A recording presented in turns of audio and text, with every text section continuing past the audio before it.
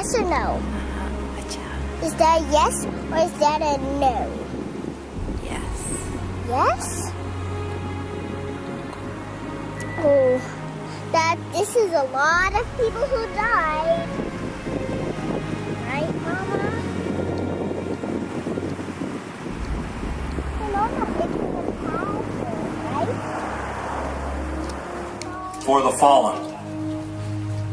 They went with songs to the battle. They were young, straight of limb, true of eye, steady and aglow. They were staunch to the end against odds uncounted.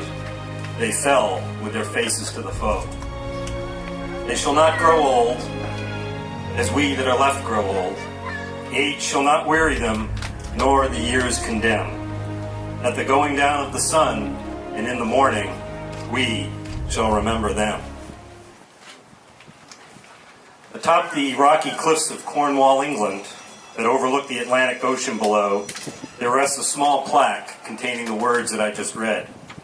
For it was on that very cliff that the famous English poet Lawrence Binyon found inspiration in 1914 and penned his now legendary poem entitled For the Fallen during the opening battles of the First World War. The poem, also known as the Ode, was written in remembrance of the countless casualties in the early months of that war, but also in tribute to the tremendous courage and bravery in the face of insurmountable odds. The poem is now recited officially every year across England during Remembrance Day, and has migrated as well to New Zealand and Australia, where it is delivered each night at 6 p.m. in Australia's Veterans Posts. Although the Memorial Day that we are here to commemorate today on Guam is a distinctly American holiday born at the conclusion of the American Civil War, the themes, the meaning, and the purpose of our coming together as a Guamanian community today are the same: to express our honor, remembrance, and gratitude for the fallen, who gave or have courageously paid the ultimate sacrifice in service to our great nation, our society, and the beliefs that we espouse. Today, on both sides of the international date line, Americans from all walks of life and ethnic and religious backgrounds will rise with routine daily purpose. Unfortunately, not all of them will rise mindful of or grateful for their personal freedoms, their peace and security, their right to disagree or dissent, or their ability to pursue spiritual or intellectual liberty and prosperity. Many of them may not rise with the heavy heart and sense of profound sorrow that is certainly felt by those who gather in memoriam at America's many grave sites and burial grounds, like all of you do today here at the Guam Veterans Cemetery.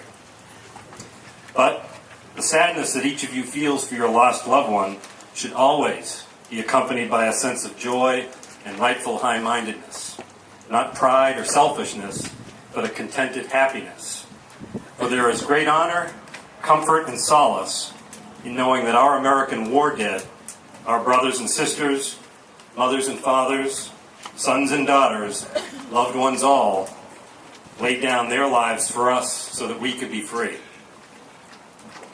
We can only hope that Memorial Day celebrations such as this will serve to educate the many uninformed who, while continuing to enjoy the liberties of freedom, or the freedoms of liberty, know nothing about its tremendous cost, that each one of you here today knows. And you certainly know that many of the Chamorros who rest among us in and on this hallowed ground paid that sublime price. Amidst the coming changes to Guam and the evolution in the fabric of the island's society, one constant will remain: Guam's rightful claim as a modern-day beacon of freedom and democracy, paid for across generations with the blood of her citizens, Chamorros, Guamanians, Americans all. As we look off towards the nearby Asin and Agate beaches this morning, with the beauty of the hundreds of flags waving serenely just inches above the verdant green grass, the same grass where children now run, laugh, and fly their kites, and families gather for cookouts and recreation, we also are reminded of the violence and sacrifice of an earlier time, when those lawns were fields of fire, of the first landing craft that hit those beaches in the face of withering resistance, carrying the liberating forces into destiny and thus securing Guam's place in the annals of history. Let us not forget that the tranquility and splendor that our families enjoy today was paid for in blood by the 1,866 United States servicemen, Marines of the 3rd Marine Division and the 1st Marine Provisional Brigade, soldiers of the Army 77th Infantry Division, sailors, Coast Guardsmen, and later airmen flying from Guam, and the 1,167 Chamorro civilians who heroically gave their lives both throughout the occupation and during the liberation. Nor can we forget that since the liberation, over 160 patriotic Chamorros have fallen in our nation's wars, 70 of whom died in the Vietnam War alone. In fact, Guam has endured the most military casualties of native sons per capita in the United States. A remarkable measure of sacrifice and patriotism that we must ensure continues to resonate for generations to come. Guam's fallen are America's fallen. We memorialize and pay tribute to all of our deceased today with heavy yet joyful hearts, secure in the knowledge that their sacrifices have guaranteed a better life of hope, freedom, and prosperity for you, for me, and for our children's children.